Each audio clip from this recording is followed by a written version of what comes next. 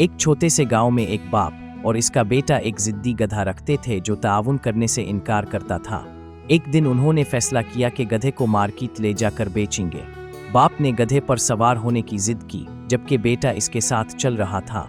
जैसे ही वो सफ़र करते हैं, मुख्तलिफ गांव वाले उनसे मिलते हैं और गधे पर बाप को सवार देखकर बेटे को चलता देखने पर उन्हें तनकीद करते हैं और कहते हैं कि ये लड़के के साथ जुल्म है।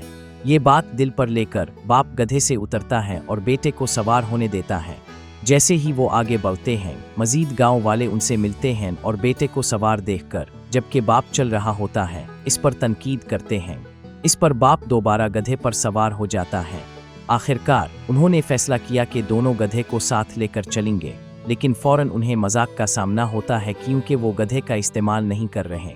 मुख्तलिफ आरा और तनकीदों से परेशान और कंफ्यूज होकर वो सड़क किनारे बैठ जाते हैं ताकि अपनी सूरत हाल पर गौर करे।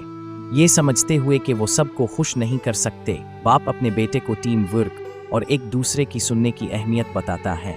वो दोनों फैसला करते हैं कि वो एक दूसरे के साथ मिलकर काम करेंगे, गधे को मुअस्सिर तरीके से रहनुमाई देने के लिए, बगैर ये सोचे कि दूसरे लोग क्या कहेंगे।